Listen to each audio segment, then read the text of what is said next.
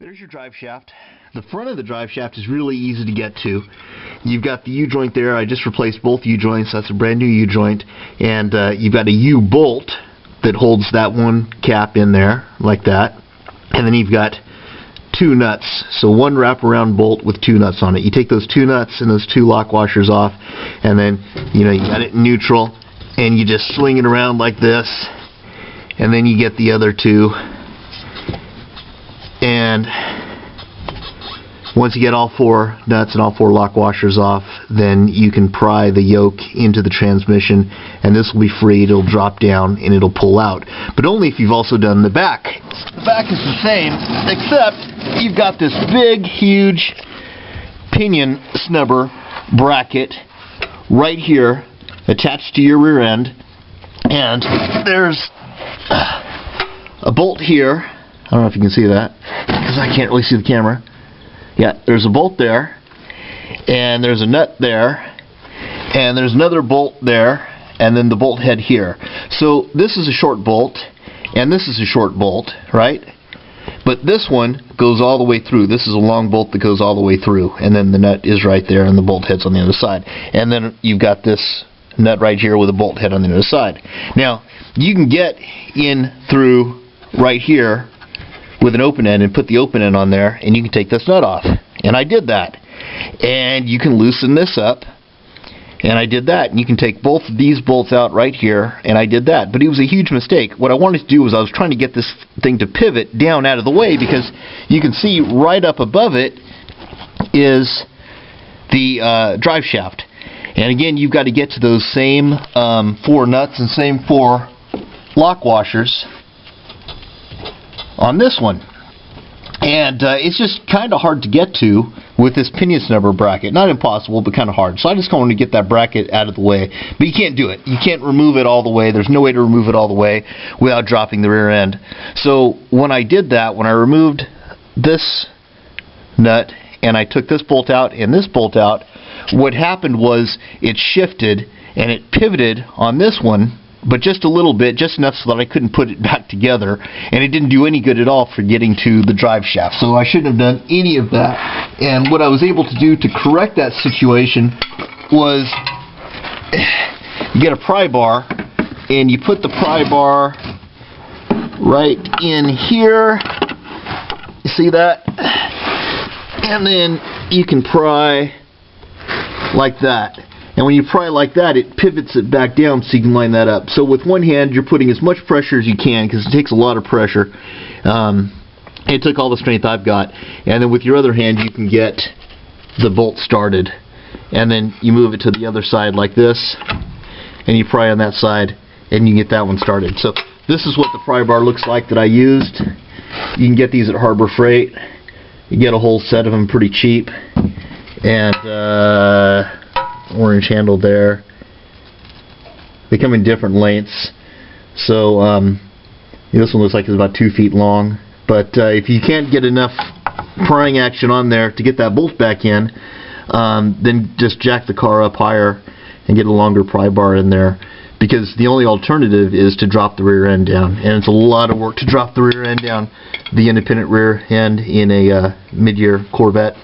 So what you do is don't touch that bracket, don't take that nut loose, don't take that bolt out, don't take that bolt out, leave that alone, because it took me a long time to get it back on there.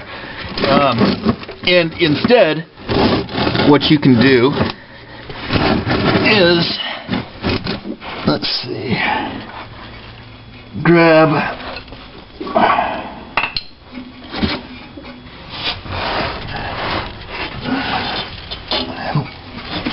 there it is. I knew I had that sitting somewhere. Alright. Grab a 1/2 inch combination wrench and put the box end on there. Like that. So now I got the box end on one of the four nuts that needs to come off the U-bolt to get the rear of the drive shaft off. Again, that's the tricky side.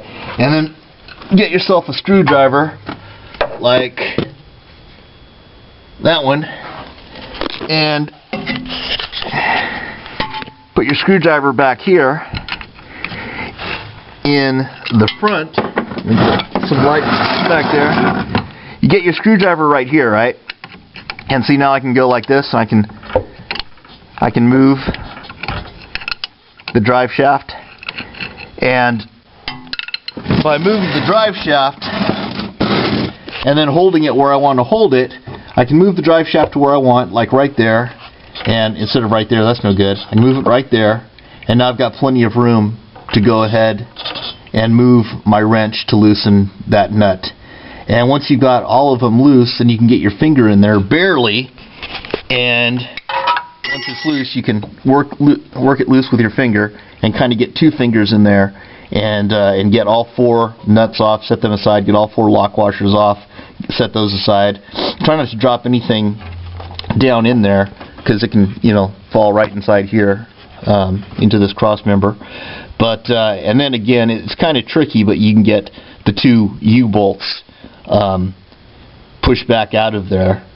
You can leave one U-bolt in there but loose if you want, and then take the other U-bolt all the way out, and that'll be enough to go ahead and just slide that back out of there. And like I say, then you can do the front, and once the front's loose, you can pry the yoke into the transmission and then drop the front down, and then take it from here and drop it down that way and out. So a little bit trickier than if you've got something like a Camaro or a Chevelle, because of the independent rear suspension. Okay, here's the old U-joints. As far as U-joints go, all you really need is this. You need a little flat tip screwdriver and needle nose pliers, and I used an 11/16 half-inch drive socket and an 1 1/8 half-inch drive socket. And what you want to do is use your needle nose to remove the clips. Right? There's going to be a clip holding it in there into your drive shaft, so you pull that clip out, and on the other side, and you can use your flat tip screwdriver to help you. So you squeeze it like that, and you get your screwdriver in there and pry those clips out. When you buy new U-joints, it'll come with the new clips. And then what I do is I put it in my vise, open my vise up nice and wide, and I put the whole drive shaft in the vise. Now the clips are out, and I'll use the smaller socket as a pusher, right? And I'll have this one right here, and use the small socket in the vise, crank down on the vise until it pushes it all the way into the other socket, or as far as it can go before the shoulder of the U-joint hits the actual drive shaft. And then what will happen is you'll have most of this cap, most of the U-joint cap will then be sticking out of the drive shaft, because you don't have the clip in there retaining it anymore. So now the whole thing is just off center and sticking out. And then you can grab the cap with your vice grips and pull the cap off. See?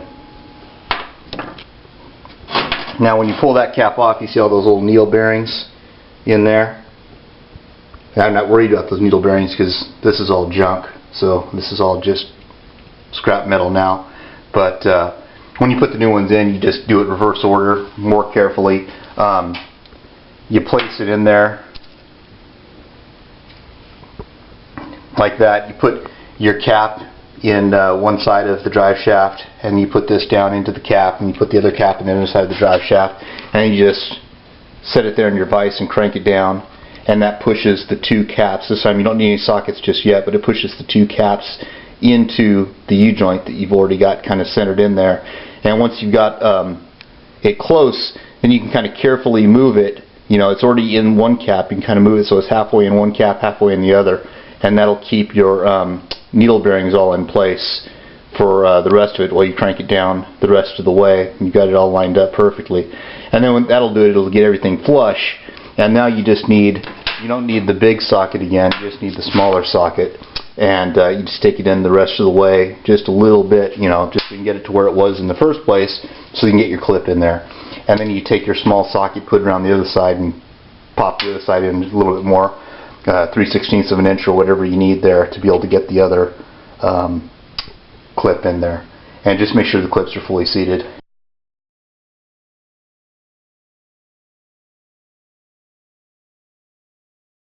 and that side's done. So each side of your drive shaft just has the 2 clips, because the other caps are being held captive by the yoke in your transmission and the yoke in your rear end.